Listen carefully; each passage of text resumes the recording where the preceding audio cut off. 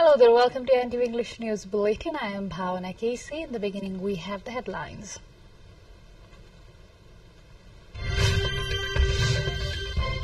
Prime Minister Dahal and Speaker Ghimire hold talks on ending the parliamentary deadlock. Prime Minister urged to garner consensus to run the House smoothly. Biden administration plans $1 billion arms shipment to Israel. Weapons transfer comes as Israeli tanks were spotted advancing deeper into residential areas. Study shows sweltering heat across Asia was 45 times more likely because of climate change, points extreme weather events seen around the world.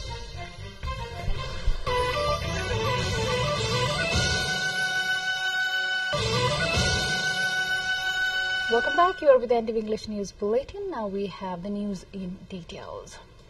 Prime Minister Pushpakamal Dahal and Speaker of the House of Representatives Devraj Ghimire have held a meeting to end the deadlock surfaced in both the House of Federal Parliament. At a discussion held at the Prime Minister's residence in Balwatar earlier this morning, Speaker Ghimire said that the continued obstruction taking place in context when the bills tabled have not been endorsed has spread mistrust among the public to the Parliament. During the meeting, Speaker Ghimire urged Prime Minister Dahal to immediately force consensus with the main opposition party when the motion of thanks to President Ramchandra Paudel for presenting the government's policies and programs was not passed in the House.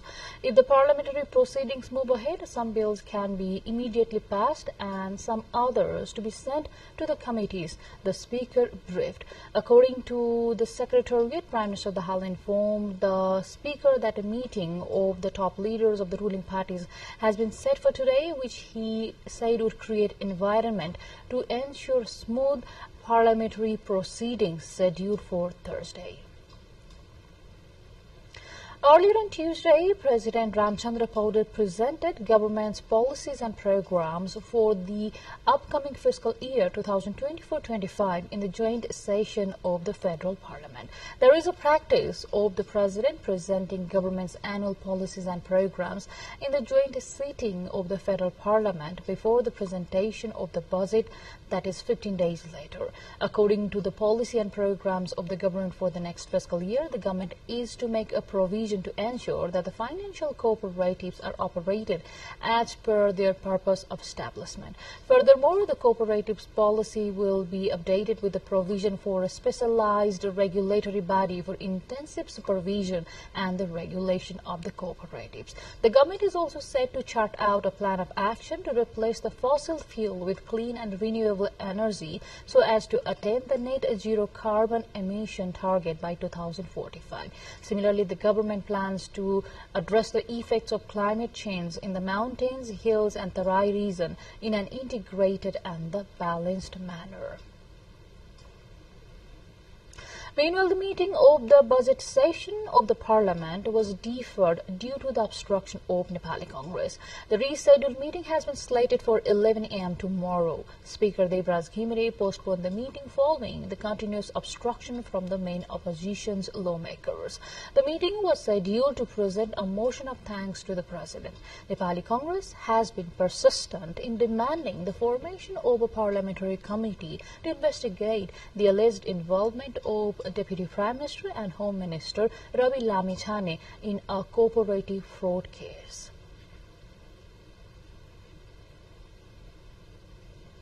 You are watching NTV English News Bulletin. Time to go for a short break, but still to come we have.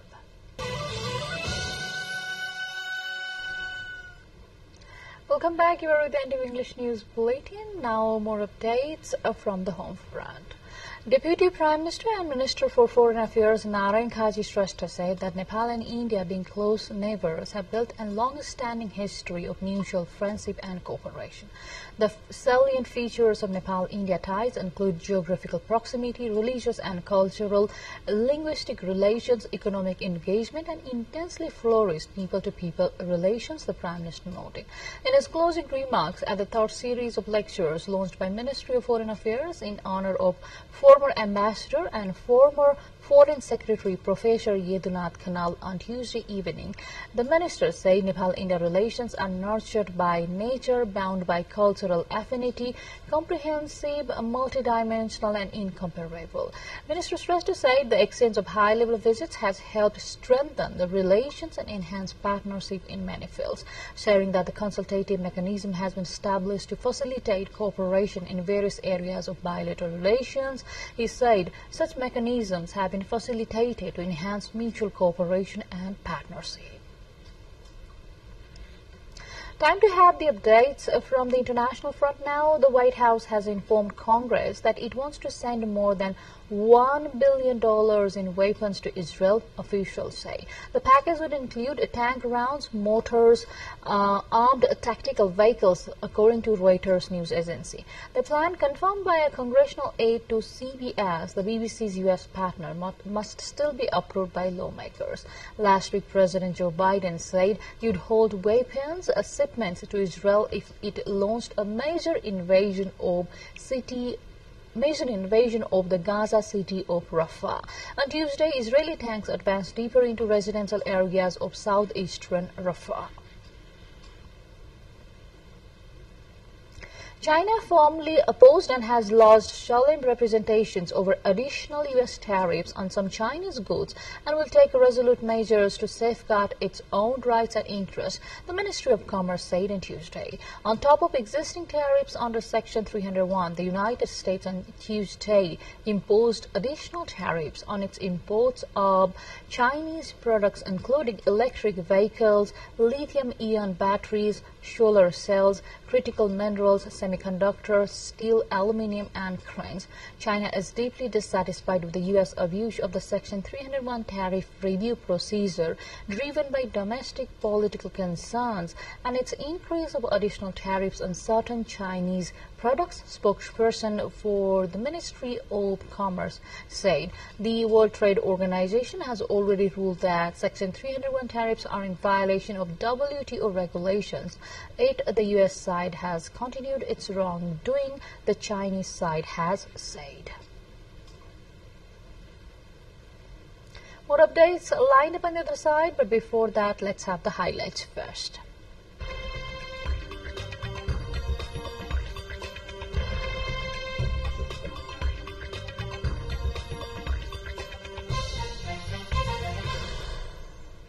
Sizzling heat across Asia and the Middle East in late April that echoed last year's destructive swelter was made 45 times more likely in some parts of the continent because of human-caused climate change, a study has found. Scorching temperatures were felt across large swaths of Asia, from Gaza in the west to where over 2 million people face clean water shortages, lack of healthcare and other essentials due to Israeli bombardment, to the Philippines in the southeast, with many parts of the continent experiencing temperatures well above 40 degrees Celsius for several days. The study was released by the World Weather Attribution Group of scientists who use established climate models to quickly determine whether human-caused climate change played a part in extreme weather events around the world. Climate experts say extreme heat in South Asia during the pre-monsoon is becoming more frequent, and that the study found extreme temperatures are now about 0.85 degrees Celsius hotter in the region because of the climate change.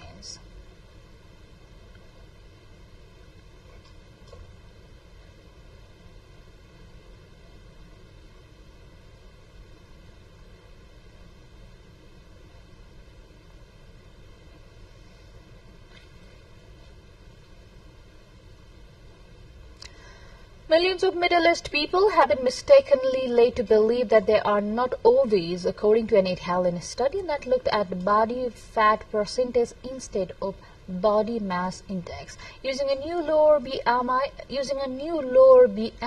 cutoff for obesity would give a truer picture of who is affected, the researchers say. A BMI of 27 should be used to define obesity in future, the researchers have said. With age, muscle declines and fat builds up around organs in the waist region, often with no change in weight. Now to sports.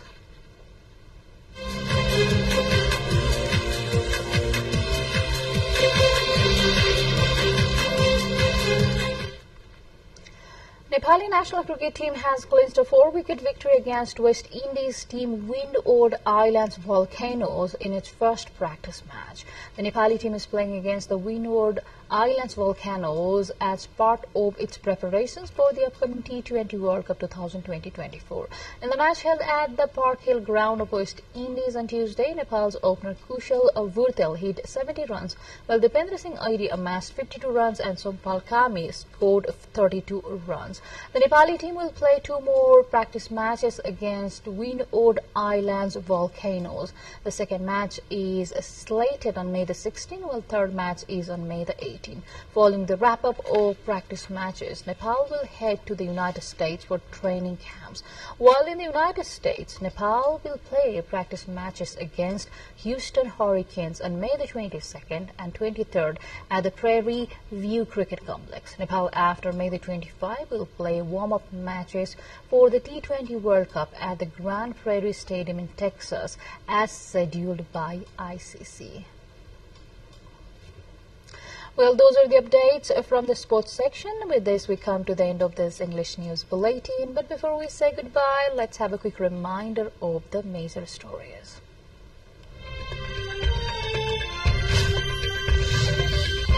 Prime Minister Dahal and Speaker Gimiri hold talks on ending the parliamentary deadlock. Prime Minister urged to garner consensus with main opposition to run the House smoothly.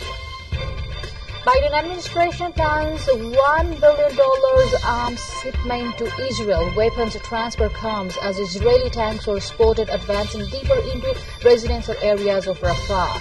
Study shows sweltering heat across Asia was 45 times more likely because of climate change, points extreme weather events seen around Sunday. That's all we have in this edition of English News Bulletin. I'll see you again with next round of English Bulletin at 6 in the evening. Till then, have a great time ahead and do stay tuned with us to catch the latest news updates and other programs. Namaste.